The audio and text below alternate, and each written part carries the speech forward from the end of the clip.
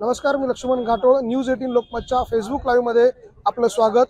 खरं तर राज्यामध्ये आणि नाशिक जिल्ह्यामध्ये कांदा उत्पादक शेतकऱ्यांकडून संताप व्यक्त केला जातोय, आंदोलन केलं जात आहे.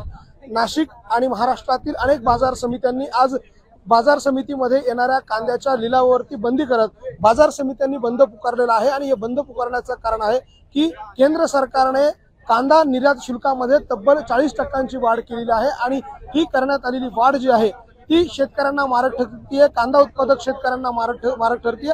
आणि या सगळ्यामुळे आज नाशिक शहरामधल्या, नाशिक जिल्ह्यामधल्या सगळ्याच बाजार समित्या बंद ठेवण्यात आलेल्या आहे. ज्या ज्या ठिकाणी कांदा उत्पादक शेतकऱ्यांकडनं कांदा उत्पादन केला जातोय, बाजार समितीमध्ये कांदा आणला जातो, अशा सगळ्याच ठिकाणी या शेतकऱ्यांकडनं आंदोलन केलं जात आहे. जर आपण बघितलं दृश्यांमध्ये तर कांदा उत्पादक शेतकरी जे आहे ते अशा पद्धतीने रस्त्यावरती उतरलेले आहे, रास्ता रोको आंदोलन करताय. आणि ह्या रास्ता रोको आंदोलन करत असताना अनेक शेतकऱ्यांनी गळ्यामध्ये कांद्याचा माळा घातलेला आहे. आणि हे कांद्याचा माळा घालून हे आंदोलन जे आहे ते केलं जात आहे. नाशिकच्या लासलगाव कृषी उत्पन्न बाजार समितीच्या आवारातलं हे दृश्य आहे. नाशिक औरंगाबाद महामार्गावरती अशा पद्धतीनं शेतकऱ्यांनी रास्ता रोको आंदोलन केलेलं आहे. आणि आपल्या मागण्यांकडे सरकारचं लक्ष वेधण्याचा प्रयत्न या आंदोलनकर्त्यांचा आहे, या शेतकऱ्यांचा आहे.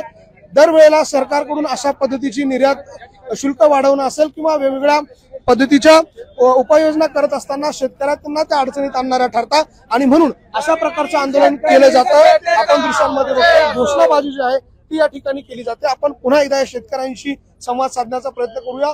का हे आंदोलन केलं जातंय, नेमका आंदोलनाची आता पुढची दिशा काय असणार आहे, कशा पद्धतीने आपण ही आक्रमक भूमिका पुढच्या काळामध्ये देखील ठेवणार आहात. खरं तर कांदा उत्पादक आज खूप मोठ्या संकटात सापडलाय. कुठंतरी आज 3 महिन्यापासून कांदा उत्पादकांना 5 ते 6 रुपये किलोला दर होते, परंतु आज 20 रुपये दर कुठंतरी मिळत असताना केंद्र सरकारने 40% निर्यात शुल्क वाढवून त्याच्यावर बंधन आणलं आणि कांदा उत्पादकांची अशी घोर अशी निराशा केली. पुढील काळात जर केंद्र सरकारने कांद्यावरील निर्यात शुल्क जर कमी नाही केलं तर माननीय खासदार राजू शेट्टी यांच्या नेतृत्वाखाली नाशिक जिल्ह्यातले सर्व शेतकरी कांदा उत्पादकांना बरोबर घेऊन आम्ही केंद्र सरकारच्या विरोधात असं तीव्र असं आंदोलन करणार आहे. काय मागण्या आपल्या या सगळ्या आंदोलनाच्या निमित्तानं आहे? आमची मागणी हेच आहे की 40% जे निर्यात शुल्क वाढवलेले आहे ते त्वरित कमी करण्यात यावं. म्हणजे शेतकऱ्याला आज 2 पैसे मिळतील, म्हणजे त्याचा उत्पादन खर्च निघेल इथपर्यंत आज बाजार आहे. आणि याच्यानंतर जर शासनाने 40% निर्यात शुल्क कमी नाही केलं तर शेतकरी पूर्ण कांद्यात तोट्यात जाणार आहे. आणि त्याला पुढच्या पिकालाही बी काही नाही. आजचा जर विचार जर केला तर पूर्ण पाऊस बंद असल्यामुळं पूर्ण रब्बीच्या पिकांचं नुकसान झालेलं आहे. म्हणजे आज दुष्काळ परिस्थिती असताना शेतकऱ्यावर एवढा मोठा अन्याय केंद्र शासनाने केलाय. हे निर्यात शुल्क जे आहे ते वाढवल्यामुळे नेमका काय परिणाम होतोय? त्याच्यावर परिणाम असा होणार आहे, एका क्विंटलला जवळजवळ 1000 ते 1200 रुपये हे निर्यात शुल्क व्यापाऱ्यांना भरावं लागेल. याचा तोटा साहजिकच शेतकऱ्यांवर होणार आहे. बाजार समितीमध्ये ज्यावेळेस व्यापारी कांदा खरेदी करायला येतील त्यावेळेस निर्यात शुल्क वाढल्यानंतर निश्चितच ते सुद्धा जे कांद्याचं मार्केट हे कमी भावाने काढून शेतकऱ्यांना तो अन्याय होणार. तुम्ही देखील आंदोलनात आहात सगळे, का इतका आक्रोश आहे, का इतका भावना तीव्र आपल्या आहे? आता सोयाबीनचं पीक आहे. समजा सोयाबीनच्या पिकामुळे तर सगळं पाऊस नाही, काही नाही, सोयाबीनचं पीक बी गेलं. कांद्याला भाव होता, तांबट्याला भाव होता, तो पण सरकारने कमी करून टाकला, ते नियत करून टाकले आहेत. आणि त्याच्या करताय ना माझं एकच म्हणणं आहे सर, का हे भाजप सरकार दोघी पछाड करावा. भाजप सरकारवर आपला आक्षेप आहे. आणखी काही शेतकरी आपल्या सोबत आहे, काय भावना आहे तुमच्या? कांद्याला हे निर्यात शुल्क वाढवल्यामुळे काय फटका बसू शकतो? भाव म्हणजे अगोदर एक तर 5-6 रुपये किलो कांदा विकला गेला, त्याच्यात आता थोडेसे शेतकऱ्याला बरेच दिवस यायला लागले होते. आता ही निर्यात शुल्क लादल्यामुळं ही शेतकऱ्यावर वाईट वेळ येईल. ही वाईट वेळ येऊ नये त्याच्यासाठी हे निर्यात शुल्क मागे घ्यावा आणि शेतकऱ्याला 2-2.5 हजार रुपयाचा बाजारभाव हा सरासरी मिळावा. अशीच एवढीच, काही नाही, दुसरं काही नाही.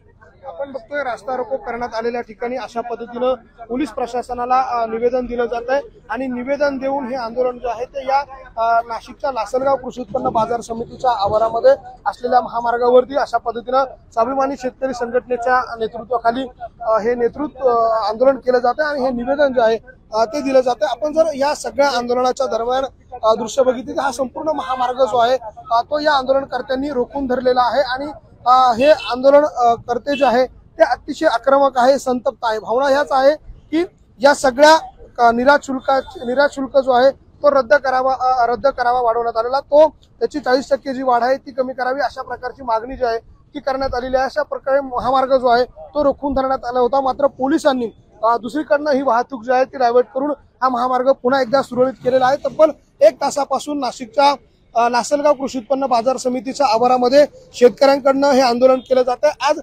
नाशिक शहरातल्या, नाशिक जिल्ह्यातल्या वेगवेगळ्या बाजार समित्या ज्या आहे त्या देखील या शेतकऱ्यांनी या निर्यात शुल्काच्या अनुषंगाने बंद ठेवलेला आहे आणि एक आपल्या मागण्यांकडे लक्ष वेधलेलं आहे। केंद्र सरकारनं जी 40% वाढ केलेली आहे निर्यात शुल्कामध्ये, या सगळ्याच्या पार्श्वभूमीवर अशा पद्धतीनं शेतकरी आक्रमक झालेले आहे। ठिकठिकाणी आंदोलन केलं जात आहे, बाजार समित्यांमध्ये लिलाव बंद ठेवण्यात आलेला आहे। राज्यातल्या सगळ्याच शेतकरी संघटनांनी खरं तर या आंदोलनाला, शेतकऱ्यांच्या या मागण्यांना पाठिंबा देखील दर्शवलेला आहे आणि शेतकऱ्यांकडनं जे आंदोलन आज पुकारण्यात आलेलं आहे त्याला पाठिंबा दर्शवलेला आहे। त्यामुळे आता या शेतकऱ्यांच्या सगळ्या आंदोलनावरती केंद्र सरकार नेमकं काय भूमिका घेतं, केंद्र सरकार यावरती काही तोडगा काढतं का, केंद्र सरकारने जी 40% निर्यात शुल्क वाढवलेली आहे ती रद्द करतं का, हे बघणं महत्वाचं असेल। मात्र शेतकऱ्यांचं हे आंदोलन आता पुढचे किती दिवस सुरू राहणार हे बघणं महत्वाचं असेल आणि या सगळ्याच्या पार्श्वभूमीवरती, या सगळ्याच्या निमित्तानं पुन्हा एकदा शेतकरी भरडला जातोय, शेतकरी संकटात येतोय आणि म्हणून केंद्र सरकारनं शेतकऱ्यांच्या या सगळ्या मागण्यांकडे भावनिकदृष्ट्या देखील विचार करणं गरजेचं आहे। 3 रुपये 4 रुपये किलो क्विंटलनी देखील कांदा या शेतकऱ्यांना द्यावा लागतो, त्यावेळेला मात्र शेतकऱ्यांच्या दारात सरकार जात नाही अशा प्रकारची भावना या शेतकऱ्यांची आहे। त्यावेळेला मात्र वेगवेगळी कारणं सरकारकडनं दिली जातात, मात्र शेतकऱ्यांच्या कांद्याला कुठेतरी 2 रुपयाचा 4 रुपयाचा भाव अधिकचा मिळत असतो। अशा वेळेला मात्र सरकारकडनं अशा पद्धतीचे वेगवेगळे निर्यात शुल्क वाढवले जातात, ज्याचा परिणाम जो आहे तो थेट शेतकऱ्यांच्या मालावर होतो, शेतकऱ्यांच्या कांद्यावरती होतो, त्याच्या उत्पन्नावर होतो आणि त्याचा थेट फटका शेतकऱ्यांच्या आर्थिक उत्पन्नाला देखील बसतो आणि म्हणूनच शेतकऱ्यांकडनं हे आंदोलन जे आहे ते केलं जातं। त्यामुळे आता सरकारनं या सगळ्यावरती सकारात्मक विचार करण्याची गरज आहे, सरकारनं शेतकऱ्यांना धीर देण्याची गरज आहे।